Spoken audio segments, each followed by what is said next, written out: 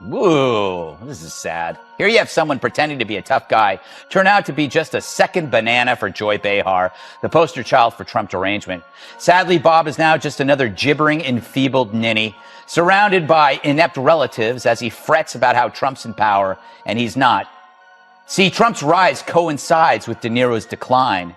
And the person who knows it most is De Niro. He's a fine example of how not to turn loss into bitterness. There are plenty of people who don't like Trump, but don't let it warp their minds or their ability to speak aloud among grown-ups or The View.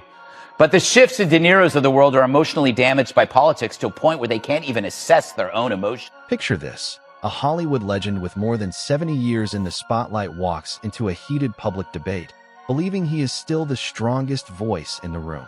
Across from him is Greg Gutfeld, a TV host known for his sharp humor and sarcastic style. At first, it looked like an uneven match, but many viewers saw it very differently. When Robert De Niro spoke with strong emotion, Gutfeld stayed calm. He did not argue loudly or lose his temper. He simply smiled, and that reaction became one of the biggest talking points. What followed felt less like a normal debate and more like a tense exchange that kept audiences watching. Elderly, confused man went missing in New York. Luckily, a band of self-satisfied elitists found him babbling on the street, threw some pants on him, gave him a stage. Oh my God. I'm going to say one thing. Trump. Here's the part many people have been talking about. There was a time when Robert De Niro could command a room with just a look. His quiet presence and powerful performances made him one of Hollywood's most respected actors. But over the years, his outspoken political comments have become just as well known as his movies. Many online viewers believe that change has affected his public image.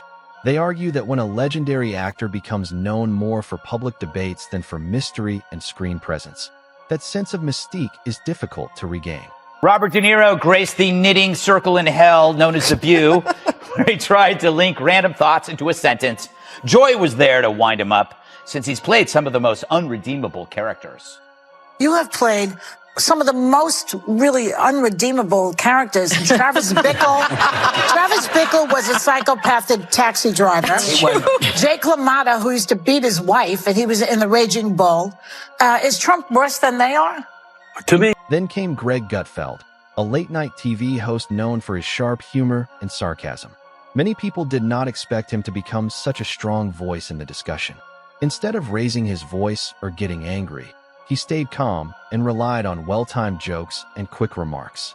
Supporters felt his approach was effective because he challenged the conversation without creating a loud argument.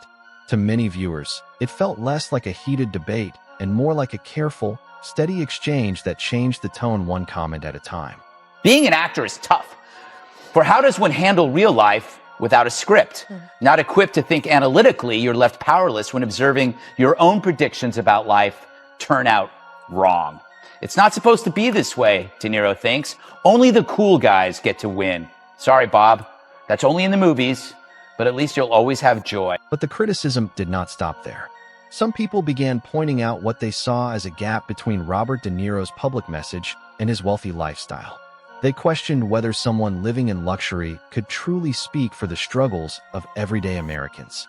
Greg Gutfeld highlighted that contrast with a sharp remark, and many viewers felt it weakened De Niro's argument. To them, it showed that talking about everyday hardships is much harder when your own life is far removed from those experiences. It kills me. Talk about persuasive. Really, I was on the fence about Trump, but then I decided to really listen to one of the great generational leaders of American pop culture. And the clenched fists at the end, that really drove it home. It looked like he was pressing a 2-pound weight in a Jenny Craig commercial. Oh my God. Look at it again.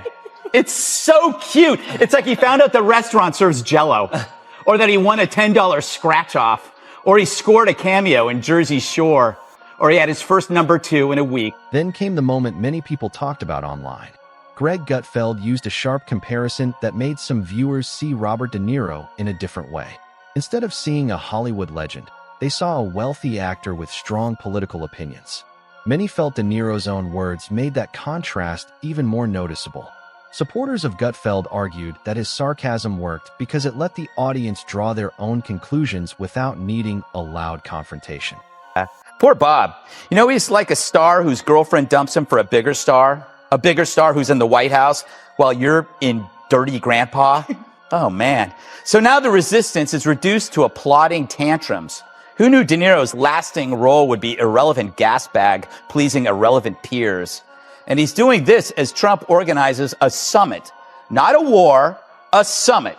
And you got to wonder, if it were President Hillary, Bob's choice, would you actually have a summit or would you have a war?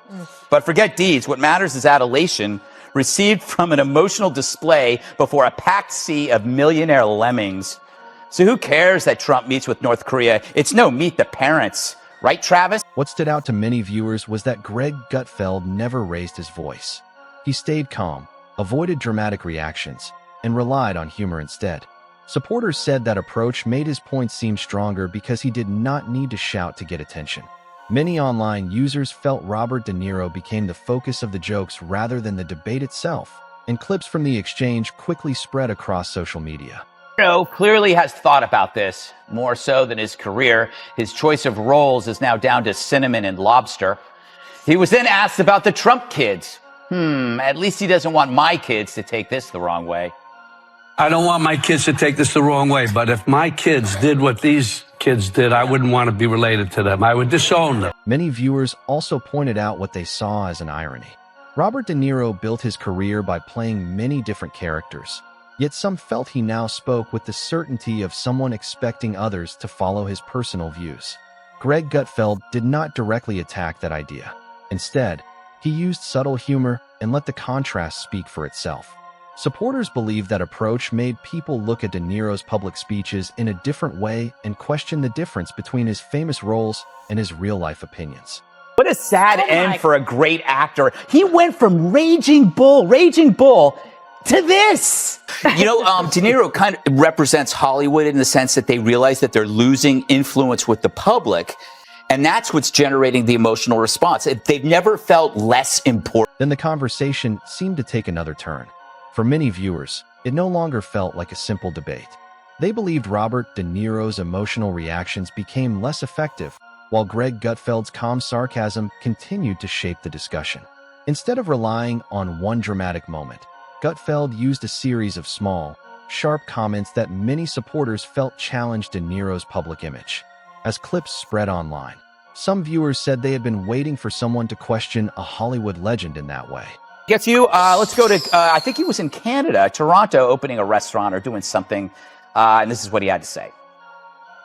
And I just want to make a note of apology for the idiotic behavior of my president. It's a disgrace.